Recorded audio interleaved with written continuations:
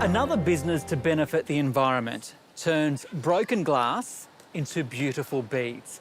It's the vision of a jewellery designer who migrated from Ghana. Take a look.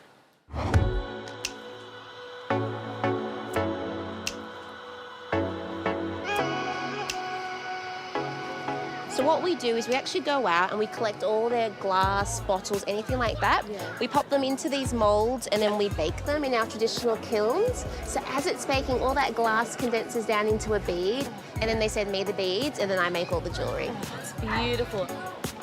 Every time I connect with someone at a market or at an event, it's really about education. We actually go out and we collect all of their bottles. Glasses. I'm super passionate about this business and the impact that we're having. So it's really about showing them and sharing with them all this skill and artisanry and craftsmanship that really exists in Ghana. Caroline is a Sydney jewellery maker who repurposes rubbish collected from the streets of Ghana in West Africa. It's a rapidly growing country with a pollution problem to match. That's really what inspires me, that we can start with waste, literal waste, and transform it into something brand new. Oh, so beautiful. Incredibly beautiful, seriously. The one thing you cannot miss when you go to Ghana is our issue with rubbish. Actually having your rubbish collected in Ghana is really, really expensive. Created by Culture was really kind of born out of me just seeing that day in, day out, and really just trying to think about what else we could do or what further momentum we could do to kind of change that. And now we're actually able to do it with something that would have alternatively gone to landfill. Caroline taught herself jewellery making while growing up in Australia after migrating with her family as a toddler. But she has never forgotten the land of her birth. Through her work, she's proud to celebrate Ghana's unique culture. There's definitely a lot of history and culture in bead making. Bead making has a lot of connection to Ghanaian history. It was actually beads that we used as a form of currency. Yeah, so the actual creating of the beads dates back to the 17th century. The collection process is us going out into the community, collecting the bottles, collecting the glass. But they're essentially little bars that exist around Ghana, particularly in smaller towns and villages, and they accumulate bottles throughout their process of serving customers. So we actually go and collect all of their bottles. Even your broken windscreen, we'll collect it.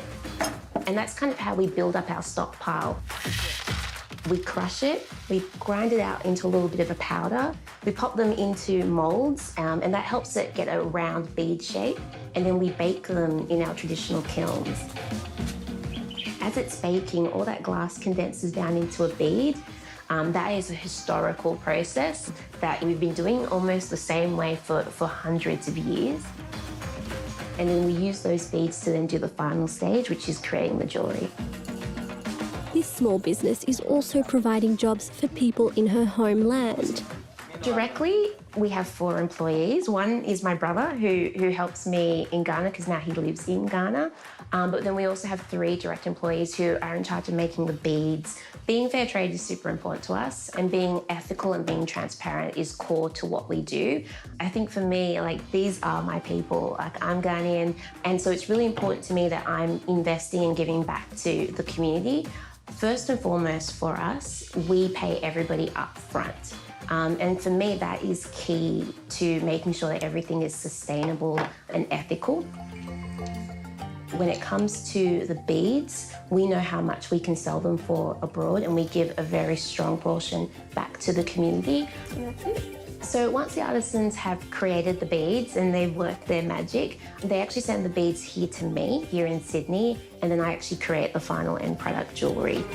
Caroline juggles her jewellery venture with a career in finance. I work 9 to 5 during the day, but I really carve out all those other moments to really invest in my business. So I'll often make jewellery in an evening or at a weekend.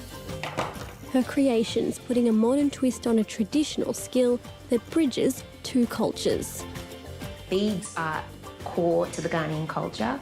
There's so much history and so much heritage in those beads. So for me, it's kind of like an opportunity to share our culture and our traditions with the world, and I'm proud to be doing that.